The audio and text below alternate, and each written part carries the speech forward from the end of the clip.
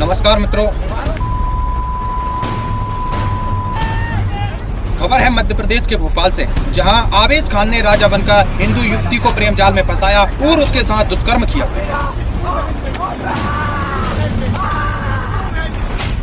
भोपाल में लव जिहाद, साजिश बेनकाब। आवेश खान ने अपना नाम बदला और हिंदू नाम रखा। उसने हिंदू युवती से संपर्क साधने के लिए अपना नाम राजा बताया।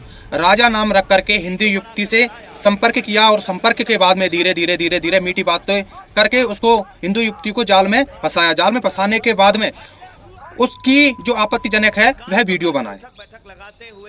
उसके आपत्तिजनक वीडियो बनाए और आपत्तिजनक वीडियो बनाए और जब उस युवती को पता चला कि यह इसने मेरे साथ छल किया है, इसने मेरे साथ झूठ बोला है, ये राजा नहीं बल्कि एक मुस्लिम है, आवेश खान है, तो फिर हिंदू युवती ने उससे बात करने से मना कर दिया। इसके बाद में उन जो उसने आपत्तिजनक वीडियो बनाए थे, फिर वह युवती को दिखा कर बोल रहा था कि मैं इन वीडियो को वायरल कर दूंगा और इस तरह युवती हिंदू बहन को डरा रहा था, धमका रहा था।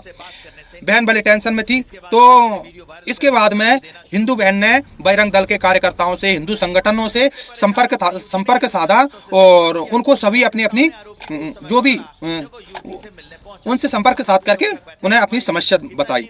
इसके बाद में बजरंग दल एक्शन में आया, बड़े क्रोधित भाई। इसके बाद में हिंदू बहन ने उसको अपने पास बुलाया और जब वह युवती के पास आया तभी बजरंग दल के कार्यकर्ताओं ने उसे पकड़ा और बढ़िया अच्छे से सबक सिखाया। मित्रों, यह एक देश में हिंदुओं के खिलाफ बहुत ही बड़ी साजिश चल रही है। हम देख रहे हैं देश के अलग अलग कोने में एक ग्रुप काम कर रही है, एक पूरा षड्यंत्रिक एजेंडा काम कर रहा है जो हिंदू युवतियों के खिलाफ और हिंदुओं के खिलाफ काम कर रहा है। हम देख रहे हैं देश का ऐसा कोई कोना नहीं है जहां पर हमारी बहन बेटियों को ये जिहादी परेशान नहीं कर रहे हो, ये झूठे फंसा नहीं रहे हो। देश का ऐसा कोई सा कोना है ही नहीं और तमाम प्रकार की समस्या हिंदू समाज के खिलाफ आज उपज रही है। और यह चाहे वे धर्मांतरण हो, लव जिहाद हो, लैंड जिहाद हो, है चाहे वे हिंदुओं के घर में हमला करना हो, अभी उज्जैन की जो हमने घटना देखी, गुना की हमने जो घटना देखी, तो तमाम प्रकार की एक षड्यंत्रिक आतताई शक्ति जो हिंदुओं के खिलाफ उपज रही है। तो वास्तव में इस समस्या से सभी विदित है, सभी ही जानते हैं। राजनीतिक पृष्ठभूमि में जो काम कर रहे हैं वो भी जानते हैं, प्रशासनिक व्यवस्था में जो काम कर रहे हैं वो भी जानते हैं, उस जन समाज भी जानता है और न सिर्फ जानता है बल्कि सभी इस समस्या से पीड़ित हो रहे हैं। अब ऐसी स्थिति में प्रश्न यहाँ उठता है, तो ये सभी लोग जान करके चुप क्यों हैं? क्या आज इतनी समस्याएं ये नहीं हो गई कि आज इसका निदान होना परम आवश्यक है?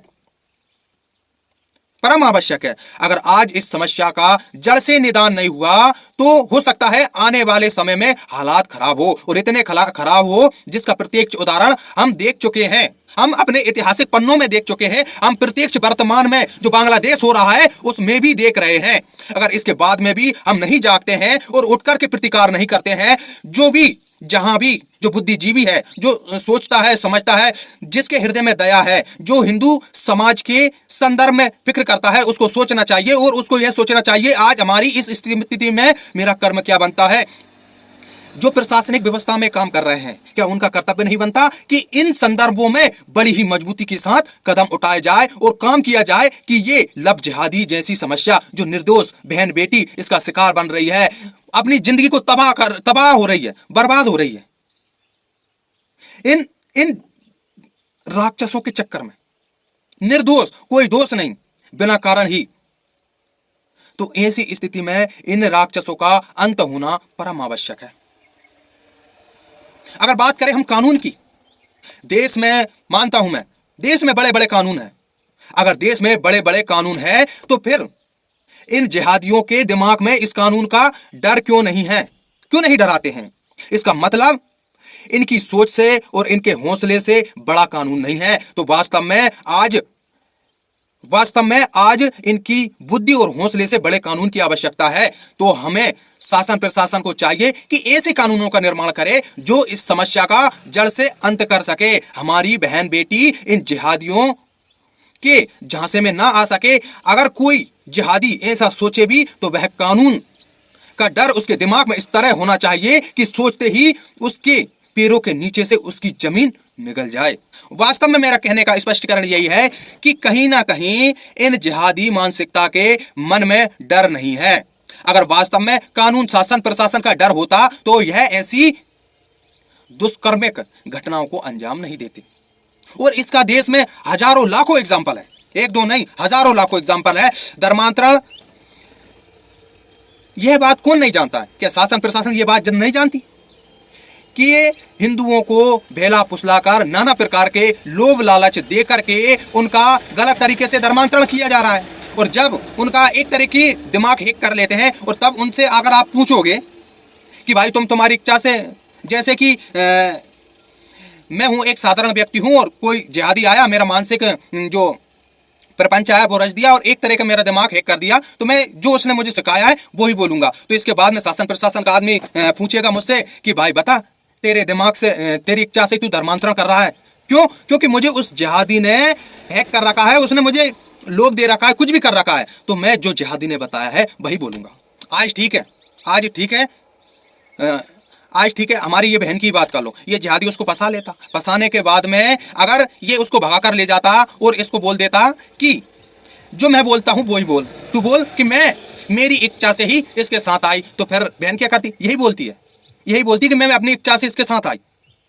हालांकि हमारी बहन मतलब मैं बहुत ही बुद्धिजीवी थी और इस आतताई शक्ति का और इस राक्षस की जो वास्तविक मंशा थी वह समय से पहले भाग गई और निर्णय भी सही लिया। अगर कभी भी ऐसी हमारी बहन बेटियों के समक्ष ऐसी समस्याएं आती है तो हम सनातनी कार्यकर्ता से संपर्क अवश्य करें, क्योंकि इन जिहादियों का इलाज हम अच्छी तरह करना जानते हैं।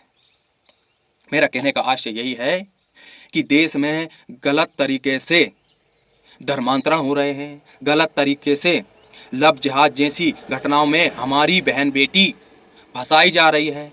गलत तरीका से देश में ये आतताई शक्तियां माइंड वॉश कर करके एक जिहादी भीड़ को पनपा रही है, जो समय आने पर हिंदुओं पर हमला करती है।